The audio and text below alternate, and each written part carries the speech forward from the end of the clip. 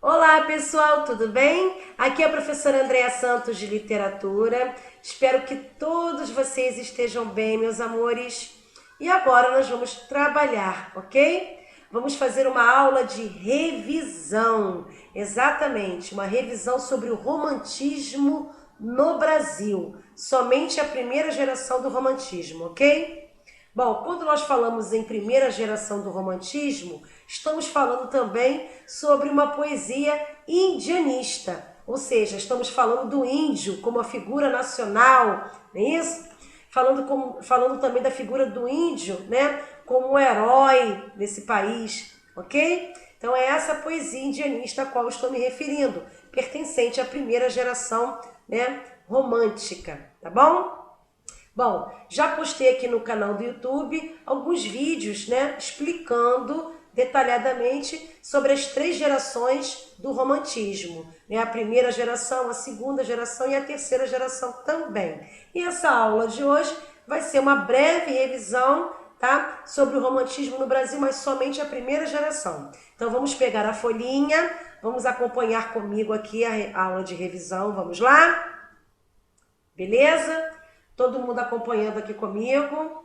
Vamos ler o primeiro exercício? À medida que eu for corrigindo, eu vou fazendo um comentário sobre a questão. Vamos lá? Primeiro exercício. Leia atentamente e responda. Bom, o título é Canção do Exílio, que diz assim: Minha terra tem palmeiras, onde canta o sabiá. As aves que aqui gorjeiam, não gorjeiam como lá. Nosso céu tem mais estrelas, nossas várzeas têm mais flores, nossos bosques têm mais vida, nossa vida mais amores. Em cismar sozinho à noite, mais prazer eu encontro lá. Minha terra tem palmeiras, onde canta o sabiá. Sem quinda aviste as palmeiras, onde canta o sabiá. É um poema de Gonçalves Dias, muito famoso, né? Inclusive foi desse poema, né, que surgiram os dois versos do nosso hino nacional brasileiro, que diz: nossos bosques têm mais vida, nossa vida mais amores, não é isso? Então, muito famoso esse poema de Gonçalves Dias. Bom, vamos ler aqui o enunciado. De acordo com as características da primeira geração romântica e do poema de Gonçalves Dias, julgue os itens em verdadeiro ou falso. Vamos lá? Letra A.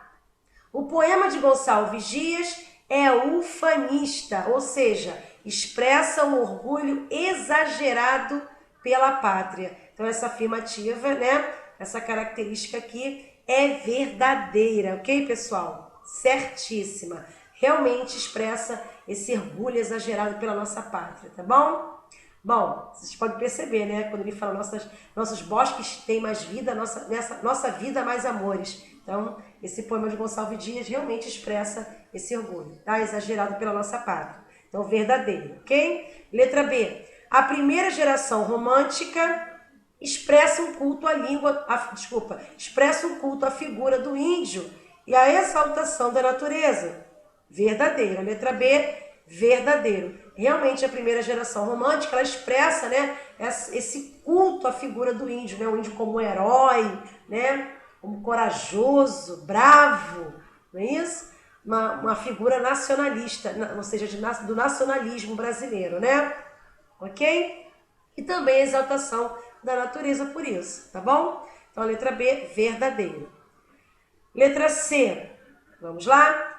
A primeira fase do romantismo brasileiro foi caracterizada por uma atitude individualista ou subjetiva, quando predominou a temática pessimista. Então a letra C, pessoal, é falso, ok? Essas características que estão aqui são da segunda fase do romantismo, ok? Pertence à segunda fase do romantismo e não pertence à primeira fase, por isso que é falso, ok?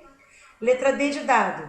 O poema de Gonçalves Dias mostra uma valorização da pátria, característica da fase condoreira no qual se insere. Epa, letra D de dado também é falso, ok? Ou seja, essa característica que foi citada aqui pertence à primeira geração romântica, chamada nacionalista. e não condoreira. Por isso que é falsa, ok?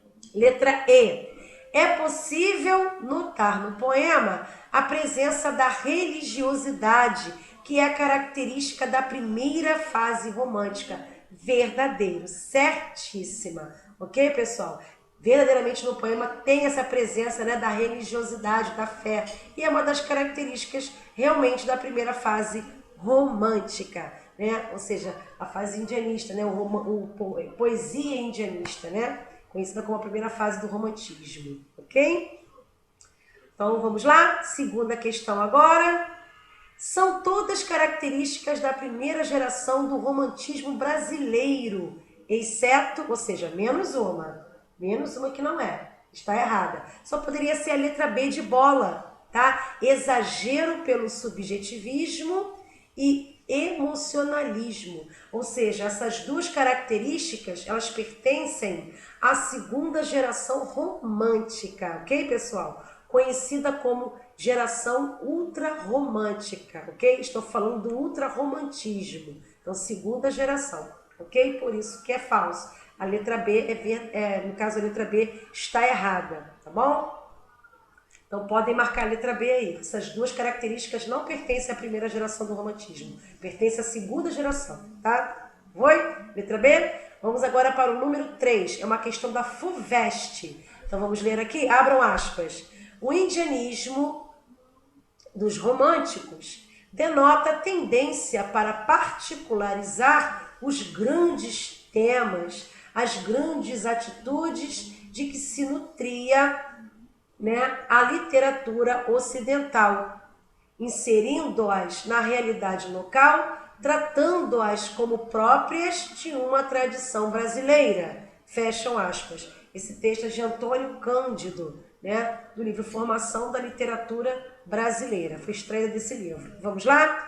Leio o enunciado agora. Vamos lá. Considerando-se o texto acima, pode-se dizer que o indianismo na literatura romântica brasileira só poderia ser a letra E. Procurou adaptar os modelos europeus, exatamente, os modelos europeus, à realidade local. Verdadeiro, certíssimo. Então, por isso que a resposta correta é a letra E. Verdadeiramente procurou adaptar esses modelos europeus, sim, à nossa realidade local. Perfeito. Número 4, também é uma questão da FUVEST. Vamos ler? Diz assim, poderíamos sintetizar uma das características do romantismo pela seguinte aproximação de opostos. Só poderia ser a letra B de bola, tá? Cultivando o passado, procurou formas de compreender e explicar o presente. Verdadeiramente, né, pessoal? A letra B, porque o romantismo, ele nasceu no Brasil poucos anos depois de nossa independência política, ocorrida no ano de 1822.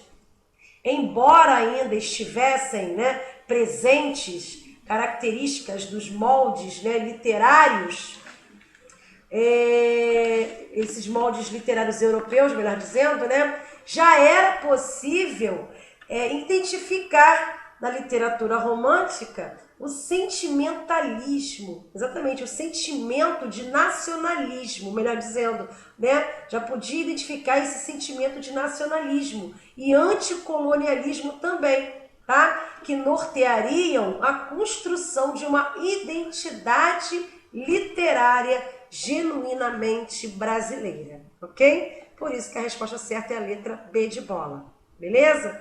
Vamos agora para o número 5. Vamos ler aqui, número 5.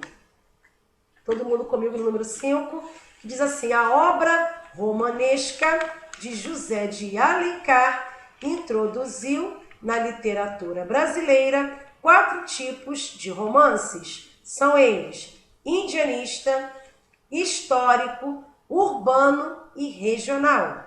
Desses 4 tipos, os que tiveram sua vida prolongada de forma mais clara e intensa até o modernismo, ainda que modificados, foram, só poderia ser a resposta de letra C, urbano e regional, exatamente, foram os romances urbano e regional. Marquem, portanto, a opção de letra C, pessoal, todo mundo marquem, por favor, marcando opção de letra C, tá bom? Ou seja, o romance urbano, ele conquistou um enorme prestígio entre os leitores, tornando-se popular em virtude da temática desenvolvida por escritores, como o caso de José de Alencar, né, e de Manuel Antônio de Almeida, ok? Esse êxito não apenas teve como consequência, né, a consolidação e o amadurecimento, né, do romance enquanto gênero, mas também preparou caminhos, tá, para voos literários mais altos, tá, que seriam representados posteriormente pelos romances urbanos de Machado, né, de Assis e também de Mário de Andrade, ok? Por isso que a resposta certa é a letra C, ok? Urbano e regional, ok, pessoal? Bom, encerramos aqui a nossa aula de revisão sobre o romantismo, sobre a primeira fase do romantismo no Brasil, tá bom? Não esqueçam de colocar os nomes e a turma aqui nos comentários, para que eu possa marcar a presença de cada um de vocês, tá bom, pessoal? Bons estudos, fiquem com Deus e até o próximo vídeo. Tchauzinho!